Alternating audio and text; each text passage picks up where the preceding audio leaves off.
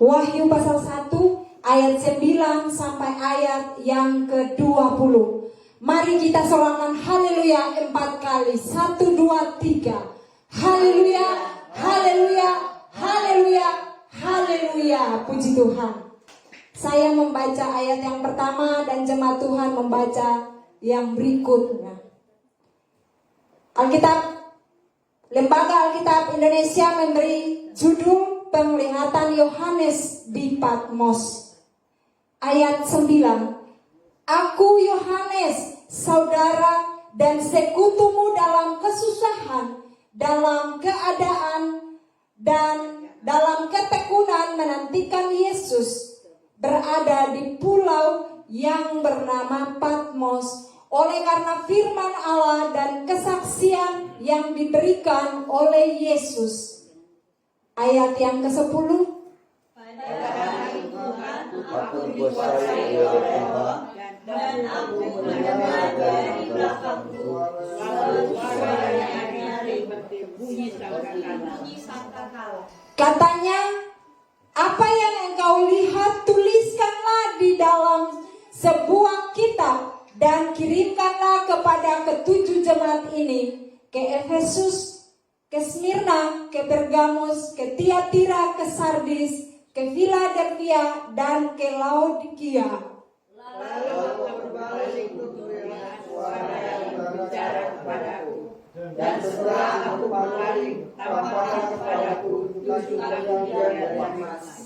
Dan di tengah kaki dia itu ada seorang serupa anak manusia, berpakaian jubah dan panjangnya sampai di kaki, dan dadanya berlilitkan ikat pinggang dari emas. Kepala dan rambutnya putih bagaikan bulu yang putih mentah, dan badannya bagaikan bara api. Dan kakinya mengkilat bagaikan tembaga membara di dalam perapian, suaranya bagaikan desau air. Dan di tangan kanannya ia memegang biji pedang, dan dari mulutnya keluar sebilah tajam keluar. Dan wajahnya bersinar-sinar bagaikan matahari yang terik. Ketika aku melihat dia, tersungkurlah aku di depan kakinya, sama seperti orang yang mati. Tetapi ia meletakkan tangan kanannya di atasku, lalu berkata, jangan takut, aku adalah yang awal dan yang akhir.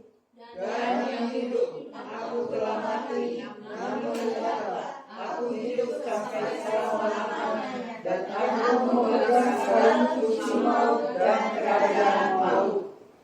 Karena itu tuliskanlah apa yang telah kau lihat, baik yang terjadi sekarang maupun yang akan terjadi sesudah ini. Ayat 20 kita baca bersama-sama. Dan rahasia ketujuh bintang yang telah kau lihat pada tangan kananku dan ketujuh kaki dian emas itu. Ketujuh bintang itu ialah malaikat ketujuh jemaat, dan ketujuh kaki dian itu ialah ketujuh jemaat. Demikian firman Tuhan. Jemaat kekasih Tuhan, dipersilakan duduk. Tema kita pada sore hari ini adalah Tuhan memeriksa lipatan-lipatan dosa kita.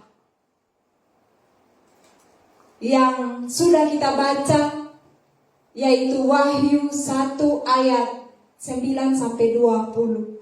Jemaat yang dikasih dalam Tuhan kita Yesus Kristus, sejarah masa lalu dunia atau sejarah masa lalu Israel jasmani dilihat oleh Musa hambanya melalui belakang atau punggung daripada Tuhan. Kita melihat Keluaran 33 ayat, kita akan membaca ayat 1 sampai 23, tetapi saya membaca untuk kita ayat yang ke-23. Kemudian aku menarik tanganku dan engkau akan melihat belakangku, tetapi wajahku tidak akan kelihatan. Ini artinya bagi kita bahwa Tuhan berkata berkenan memakai Musa untuk menulis masa lalu dunia atau Israel secara jasmani yang dituangkan dalam kitab Kejadian sampai dengan kitab Ulangan yang disebut dengan 5 kitab Musa atau 5 kitab Taurat. Jemaat yang dikasih dalam Tuhan kita Yesus Kristus. Dan kemudian Tuhan berkenan kepada hambanya Rasul Yohanes untuk dia dapat melihat masa depan gereja secara rohani. Tuhan memakai Rasul Yohanes untuk memperlihatkan wajahnya kepada dia. Artinya bahwa Tuhan mengizinkan dia, memperkenankan dia berkenan di mata Tuhan untuk dia menulis tentang masa depan gereja secara rohani. Tuhan memperlihatkan dirinya kepada Yohanes secara utuh, yaitu melalui penampilan Tuhan Yesus sebagai imam besar agung itu. Dan ia memperlihatkan kepada Yohanes di Pulau Patmos, yaitu di dalam Wahyu 1, wajah asli daripada Tuhan Yesus, dari kepala sampai dengan kaki. Tuhan memperlihatkan kepada Yohanes wajah Tuhan Yesus tidak seperti yang kita lihat di gambar-gambar itu. Itu hanya imajinasi daripada para pelukis. Dan yang saya catat di sini adalah seorang pelukis yang melukis wajah Tuhan Yesus, yaitu Leonardo da Vinci. Dia melukis wajah Tuhan Yesus itu sebagai seorang yang berhati lembut, wajah penuh kemuliaan, hati penuh kasih. Ya. Itu adalah dituangkan di dalam lukisan. Tetapi wajah Yesus, tubuh Yesus yang sesungguhnya adalah ada di dalam Wahyu 1 ayat 9 sampai ayat yang ke-20 yang telah kita baca tadi. Dan Yohanes diperkenankan oleh Tuhan untuk melihatnya secara utuh. Dan untuk melihat Tuhan, kita harus hidup di dalam kebenaran. Kita harus hidup di dalam kekudusan. Tanpa kekudusan kita tidak bisa melihat Tuhan. Untuk itu marilah kita berikan diri kita kepada Tuhan, untuk Tuhan menyempurnakan kita. Setiap kesalahan-kesalahan kita, kita masih ada di dunia. Tuhan sudah mati untuk kita, Dia sudah menebus dosa kita. Tetapi keselamatan itu kita akan mengerjakannya setiap waktu, setiap saat. Karena kita tidak kebal dengan dosa. Kita ada di dunia ini dan kita jatuh bangun di dalam dosa. Tetapi Tuhan mau kita berseru kepadanya, memohon kekuatannya. Mari kita berikan kehidupan kita kepada Tuhan. Diperiksa oleh Tuhan. Kita hidup di dalam kekudusan, dalam kebenaran. Sehingga kita menjadi gereja yang sempurna.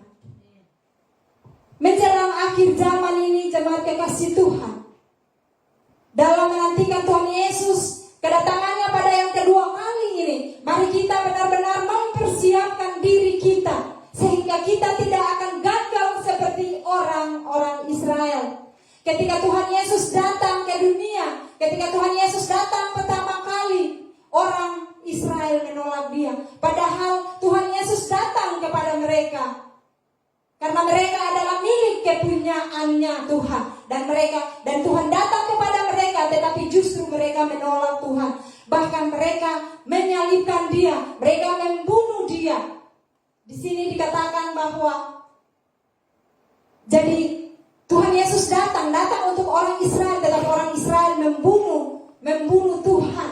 Padahal semuanya itu sudah dinubuatkan di dalam perjanjian lama. Semua nubuat sudah tertulis dalam perjanjian lama. Tetapi mereka menyelidiki kitab suci. Tetapi mereka menafsirkan dengan akal pikiran mereka sendiri. Sehingga mereka tidak mengerti apa yang terdapat di dalam kitab suci itu. Sehingga mereka tidak datang kepada Tuhan. Firman Tuhan dalam Yohanes 5 ayat 39 sampai 40. Di sini dikatakan,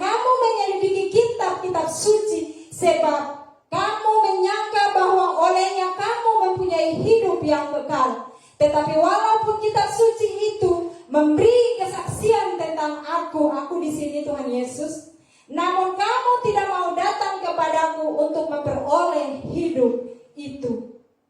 Sebab itu di dalam memahami firman Tuhan, di dalam mengerti firman Tuhan, kita butuh pengertian dan hikmah daripada Tuhan. Kita tidak bisa menafsirkan secara logika kita, tetapi kita butuh tuntunan daripada Tuhan. Jemaat yang dikasih dalam Tuhan kita Yesus Kristus, 2 Timotius 3 ayat 16 di sini berbunyi, segala tulisan yang diilhamkan Allah memang bermanfaat untuk mengajar, untuk mengatakan kesalahan, untuk memperbaiki kelakuan, dan untuk menyelidiki orang dalam kebenaran. Memang melalui firman Tuhan kita dikoreksi, melalui firman Tuhan kita diperiksa, melalui firman Tuhan kita ditegur, dan kita bisa memperbaiki kehidupan kita. Bisa kita memperbaiki kesalahan kita. Dan firman kita bisa memperbaiki kesalahan-kesalahan kita dan memperbaiki kelakuan kita, supaya kita hidup di dalam kebenaran firman Tuhan. Jemaat yang dikasih dalam Tuhan kita Yesus Kristus, jauh sebelum Tuhan menegur kita di sore hari ini, Tuhan sudah menegur 7 jemaat di Asia Kecil. Tuhan sudah mengoreksi 7 jemaat di Asia Kecil. Dan kita melihat bahwa karena Injil, Rasul Yohanes, dia dibuang ke Pulau Patmos. Pulau Patmos, pulau yang tidak memiliki harapan. Tetapi justru di sanalah Tuhan menempatkan Yohanes di sana untuk dia menerima hal-hal yang baik untuk diteruskan kepada kita, untuk diajarkan kepada kita.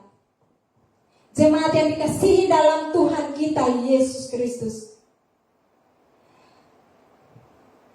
Rasul Yohanes, dia disuruh oleh Tuhan ketika Tuhan memperlihatkan diri kepada Yohanes dan menyuruh Yohanes untuk menulis surat kepada 7 jemaat di Asia Kecil. Di sana ada gereja-gereja, di sana ada gereja-gereja juga, bukan hanya 7 gereja di Asia Kecil.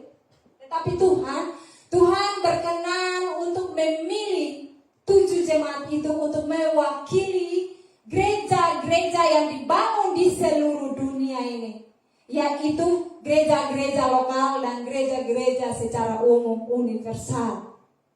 Puji nama Tuhan. 7 gereja itu disebut 7 kaki dian. 7 kaki dian. Kita nanti baca dalam Keluaran 25 ayat 1, ayat 31 sampai 40. Kaki dian dalam bahasa Ibrani adalah menorah. Artinya kandil terbuat dari emas. Kaki dian disebut juga roh atau utusan. Artinya orang yang diberi tugas oleh Allah. Di dalam pola tabernakel, kaki dian ini letaknya di ruang kudus. Ya, jadi ini contohnya ya. Ini contohnya. Puji nama Tuhan. Kaki dian disebut roh atau utusan. Artinya orang yang diberi tugas oleh Allah. Dan saya tadi nyatakan bahwa dalam pola tabernakel, kaki dian ini terletak di ruang kudus, yaitu di dalam bait suci. Di dalam bait suci itu ada ruang kudus dan ada ruang maha kudus. Fungsi daripada kaki dian itu adalah untuk menerangi kegelapan. Dan cirinya adalah dibakar dari sore sampai besok pagi sampai matahari terang yang besar itu tiba. Dan fungsi daripada kaki dian itu adalah menerangi kegelapan. Jemaat yang dikasih dalam Tuhan kita Yesus Kristus, 7 kaki dian atau 7 utusan ini harus memiliki 7 roh. Di sini roh Tuhan, yaitu roh Kristus, roh hikmat, roh pengertian, roh nasihat, roh pengenalan akan Tuhan, roh keperkasaan, dan roh takut akan Tuhan. Dan ketujuh roh ini harus menguasai kehidupan orang percaya supaya memimpin jalan-jalan kita kepada kebenaran. Di dalam Wahyu 1 penampilan Tuhan Yesus sebagai imam besar agung itu telah memperkenalkan dan memperlihatkan Rasul Yohanes secara utuh, secara sempurna. Tetapi kepada 7 jemaat itu hanya sebagian saja yang diperlihatkan kepada ke-7 jemaat, masing-masing jemaat. Karena apa? Karena masih ada dosa, masih ada kelemahan, masih ada kesalahan-kesalahan. Sehingga melalui Rasul Yohanes, Tuhan menegur, Tuhan mengoreksi 7 jemaat di Asia kecil. Puji nama Tuhan. Dan di dalam Wahyu 2 dan Wahyu 3 kita akan membaca secara lengkap utuhnya di rumah ya. Ini saya hanya memberikan penjelasan dan gambaran ya. Jadi Wahyu 2 dan 3 berisi tentang surat yang ditulis oleh Rasul Yohanes sesuai dengan petunjuk yang Tuhan memberikan kepada dia. Dan di dalam surat ini ada 4 perihal, yaitu yang pertama, peringatan dari Tuhan kepada setiap jemaat. Dan yang kedua, pujian kepada setiap jemaat. Yang ketiga, perbaikan dan pertolongan Tuhan kepada setiap jemaat. Dan juga panggilan untuk mendengarkan suara Roh Kudus. Dan pertolongan daripada Tuhan. Pertolongan daripada Tuhan untuk setiap jemaat. Dan pelajaran praktis atau refleksi bagi setiap jemaat. Yang pertama, surat kepada jemaat di Efesus, Wahyu 1 ayat 1 sampai dengan 7. Efesus artinya yang dikasihi. Di sini dikatakan dosa Efesus. Efesus dicela karena ia meninggalkan kasih mula-mula. Untuk itu jangan kita menganggap remeh kasih mula-mula atau cinta mula-mula itu. Efesus dicela karena ia terlalu jatuh terlalu dalam. Namun dikatakan bahwa jika Efesus bertobat, maka Efesus akan diberi makan dari pohon kehidupan yang ditanam di Taman Firdaus Allah. Guru saya, Pendeta Edi Budiawan, mengatakan begini, pohon yang ditanam di kitab Kejadian dan nanti dimakan pada kitab Wahyu. Puji nama Tuhan. Kemudian jika dia menang, tadi dikatakan jika dia menang, maka ia akan diberi makan pohon kehidupan yang ada di Taman Firdaus. Puji Tuhan.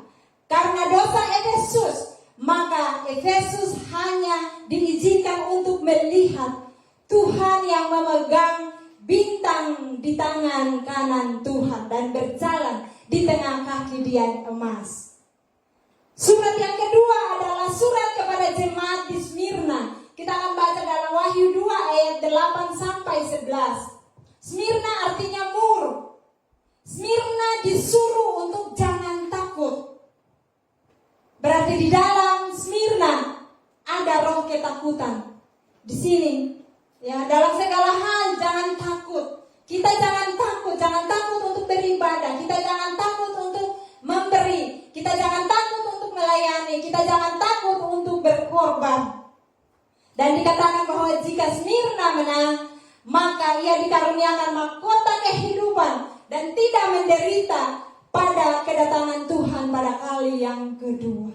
Dan karena ketakutan daripada Smyrna, maka dia hanya diizinkan. Smyrna hanya diizinkan untuk melihat Tuhan yang awal dan yang akhir, yang telah mati namun hidup kembali. Yang ketiga, surat yang ketiga adalah surat kepada jemaat Pergamos. Pergamos artinya menara yang tinggi atau benteng yang tinggi. Di sini dimaksudkan adalah benteng atau menara kuasa kegelapan. Pergamos ini disusupi dengan ajaran Bileam, di mana motivasinya adalah upah. Kalau kita di zaman sekarang mungkin kita beribadah karena upah, kita melayani karena upah. Tetapi di sini dikatakan bahwa segala sesuatu yang kita lakukan di dalam nama Tuhan. Puji nama Tuhan. Dan Pergamus ini, apabila dia menang, dikatakan apabila dia bertobat dan dia menang, maka akan diberikan mana tersembunyi dan diberikan batu putih, di atasnya ditulis nama baru yang tidak diketahui oleh siapapun kecuali si pemiliknya atau si pemberi yang memberikan kepada dia. Tidak siapapun tidak tahu nama itu kecuali yang diberikan kepada dia, si penerima itu yang dia tahu bersama dengan Tuhan. Dan yang keempat di sini dikatakan, karena kelemahan dari Pergamus, maka ia hanya diizinkan untuk melihat Tuhan, dia yang memakai pedang bermata dua, pedang bermata tajam dan pedang bermata dua. Yang keempat adalah surat kepada jemaat Tiatira. Tiatira artinya anak perempuan atau wanita penindas. Tiatira hidup di dalam dosa persinahan. Tiatira hidup di dalam dosa percabulan serta suka mempelajari seluk-beluk daripada iblis. Maka di sore hari ini firman Tuhan mengajak kita, ada baiknya kita mempelajari tentang seluk-beluk daripada firman Tuhan, daripada kita belajar tentang seluk-beluk iblis. Dan dikatakan bahwa jika menang akan dikaruniakan kuasa atas bangsa-bangsa dan memerintah dengan tongkat besi dan dikaruniakan bintang timur. Dan dikatakan bahwa karena dosanya maka Tiatira hanya diizinkan untuk melihat Tuhan, yaitu firman anak Allah yang matanya bagaikan nyala api dan kakinya bagaikan tembaga. Puji Tuhan. Surat yang kelima yaitu surat kepada jemaat Sardis. Sardis artinya sisa atau kelompok kecil atau yang meluputkan atau yang melepaskan. Jadi bahwa setiap generasi pasti ada sisa, dan sisa daripada setiap generasi itu biasanya tidak banyak, sedikit, tapi dipakai oleh Tuhan. Dan kemudian Sardis ini dia hidup tetapi mati rohnya. Dia hidup, dagingnya hidup tapi mati rohnya. Artinya kematian rohani melanda dia. Dia mati tapi rohnya, sehingga dia disuruh untuk bertobat, dia disuruh untuk bangkit, dia disuruh untuk bangun dari tidur.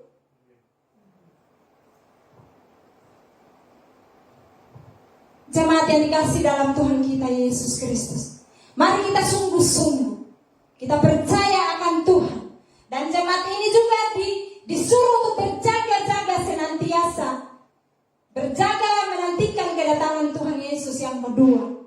Dan kita juga Tuhan suruh untuk kita berjaga-jaga untuk menantikan kedatangan Tuhan Yesus pada kali yang kedua. Di sini dikatakan bahwa jika jemaat ini menang akan dikenakan pakaian putih yang namanya tidak akan dihapus dalam kitab kehidupan, dan Tuhan Yesus akan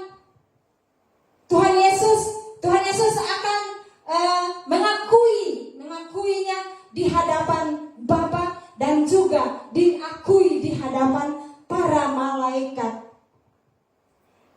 Yang ketujuh, jemaat yang ketujuh, surat kepada jemaat yang ketujuh adalah Philadelphia. Philadelphia artinya kasih persaudaraan. Philadelphia ini adalah jemaat yang nyaris sempurna. Ia hanya disuruh untuk sabar. Berarti kesabaran ini sangat penting. Kita di sore hari ini kita disuruh untuk sabar dalam setiap apapun. Setiap persoalan apapun Tuhan menyuruh kita sabar, karena kesabaran itu pahit tapi buahnya akan terasa manis jika tiba pada saatnya. Dikatakan bahwa jika Philadelphia menang maka akan dijadikan soko guru atau tiang penopang di dalam bait suci. Dan Philadelphia ini hanya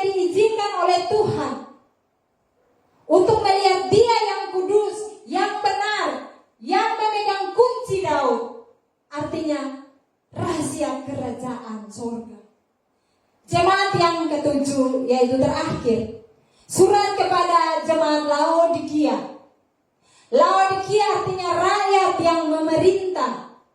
Laodikia kaya tetapi dia sombong. Dan dengan kesombongannya membawa dia kepada kemalangan, melarat, miskin, buta, tuli, dan telanjang secara rohani.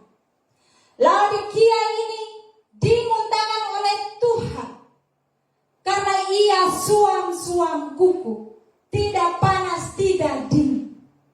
Seperti inikah kita dimuntahkan oleh Tuhan? Sangat ngeri sekali ketika kita dimuntahkan oleh Tuhan. Jemaat yang dikasih dalam Tuhan kita Yesus Kristus, Laodikia ini adalah jemaat yang berkarakter buruk, tetapi apa dikatakan bahwa apabila dia sungguh-sungguh bertobat, dia bertobat, maka dia akan mengalami, dia akan bersama-sama dengan Allah di atas taktanya, akan bersama-sama dengan Allah di atas taktanya, yaitu dia akan diizinkan untuk mengalami pengangkatan ketika Wahyu 12 ayat 5 dikenapi. Dan sekalipun kita yang ada ini, sekalipun kita punya kekurangan banyak, kita berdosa, kita banyak salah, tetapi firman Tuhan di sore hari ini, ketika kita datang kepada Tuhan dengan menyesali, menyerahkan semua kekurangan kita kepada Tuhan dan kita berubah, maka Tuhan, kita akan mendapatkan hal-hal yang luar biasa daripada Tuhan. Karena Tuhan tidak mau melihat, Tuhan tidak melihat janji kita untuk melayani dengan baik, tetapi Tuhan mau lihat bukti pertobatan kita. Tuhan mau melihat bukti pelayanan kita. Jemaat yang dikasih dalam Tuhan kita Yesus Kristus. Dan Laodikia ini, dia hanya diizinkan untuk melihat Tuhan, yaitu firman dari Amin. Puji nama Tuhan. Jemaat yang dikasih dalam Tuhan kita Yesus Kristus, 7 jemaat ditegur habis-habisan, ditegur, dikoreksi habis-habisan, sampai sedetail-detailnya ketika kita baca dari Wahyu 1, 2, dan 3. Tetapi untuk mereka bertobat, bukan untuk Tuhan mempermalukan mereka, tetapi untuk mereka berubah, mereka dipulihkan, dan mereka disempurnakan. Kita harus mendengar dan bertobat dari setiap celaan, teguran di sore hari ini, melalui teguran dan celaan daripada 7 jemaat di Asia Kecil ini. Ketika 7 jemaat di Asia Kecil, ketika di dalam firman ini mereka dikoreksi, maka kita pun dikoreksi. Ketika 7 jemaat ini dicela, maka kita pun dicela. Puji nama Tuhan, supaya kita disempurnakan, sehingga kita bisa melihat Tuhan. Kita bisa melihat Tuhan Yesus sebagai imam besar agung itu. Pada saatnya kita bisa melihat dia secara utuh. Tuhan memberkati kita di sore hari ini. Dan Tuhan menegur kita, mengoreksi kita di sore hari ini. Mungkin terasa sakit, terasa perih. Mungkin kita merasa malu. Teguran Tuhan lewat penderitaan, persoalan, atau mungkin Tuhan juga mengoreksi kita melalui orang-orang yang dekat dengan kita, orang-orang yang kenal dengan kita. Mungkin mereka tahu tentang kelemahan kita, mungkin mereka tahu tentang masa lalu kita, mungkin mereka tahu tentang apa keburukan, kebusukan kita, dan mereka menggosip di luar sana, mereka memberitahukan di luar sana. Namun ketika kita mendengarnya, banyak yang terjadi adalah ketika kita mendengar hal-hal buruk tentang kita, kita protes. Kita protes dan kita tidak terima, bahkan kita memarahi orang-orang yang menggosip tentang kita. Tetapi baiklah ketika kita mendengarkan firman Tuhan di sore hari ini, marilah kita bersama-sama berubah, kita bertobat, kita mengucap terima kasih karena Tuhan memakai mata dan telinga daripada orang lain untuk mengoreksi kita. Haleluya. Raja Daud sendiri meminta Tuhan untuk menyelidiki hatinya. Bahkan Tuhan memakai Nabi Nathan untuk mengoreksi dosa daripada Daud, yaitu dosa perselingkuhan. kesenahan. Tetapi ketika dia sungguh-sungguh kepada Tuhan, maka dia meminta Tuhan untuk mengoreksi dia, untuk memeriksa dia.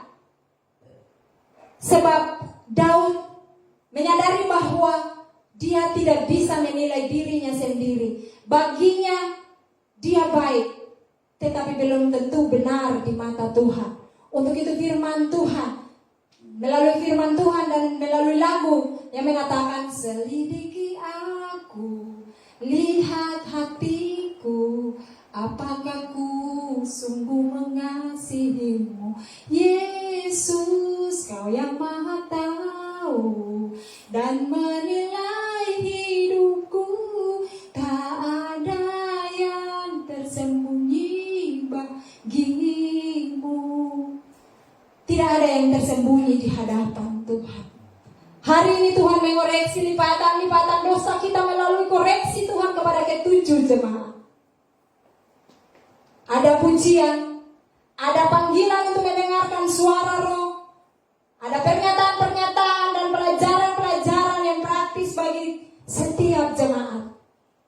Namun hari ini kita khusus belajar tentang teguran dan koreksi kepada 7 jemaat dan juga kita. Setiap jemaat dan bagi kita, supaya kita dipulihkan dan semakin disempurnakan lagi. Hari ini seberapa lipatan-lipatan dosa kita yang kita sembunyikan? Mungkin antara kita saja yang tahu dengan Tuhan. Berapa besar dosa-dosa yang kita sembunyikan, baik itu yang kecil maupun yang besar, semua tetap di mata Tuhan adalah dosa. Hari ini kita mengadakan pesta perjamuan dengan Tuhan. Darah dan dagingnya, tubuhnya, dia telah mati 2000 tahun yang lalu untuk menebus dosa kita, mengampuni kita. Bukan berarti sudah selesai satu kali itu lalu sudah selesai. Tetapi tiap hari kita jatuh bangun dalam dosa, maka keselamatan itu kita kerjakan setiap hari. Kita berjuang setiap hari sampai Tuhan datang. Supaya kita dikoreksi di hari ini. Mungkin di masa lalu kita sakit, kita mempunyai masa lalu. Dan orang mengorek-ngorek seperti borok-borok yang dikorek-korek itu. Kita terasa sakit dan kita malu. Mau ditaruh di mana muka kita. Tetapi semuanya ini dengan tujuan agar kita bertobat. Kita berubah sungguh-sungguh di dalam Tuhan. Mari jemaat Tuhan. Firman Tuhan mengatakan bahwa apabila engkau mendengarkan suaranya, jangan keraskan hati. Di sore hari ini kita mendengarkan firman Tuhan dan jangan kita keraskan hati kita. Mari kita mempersembahkan hidup kita kepada Tuhan. Dan selamat berubah, selamat bertobat. Tuhan Yesus memberkati. Mari kita beri kemuliaan pada Tuhan.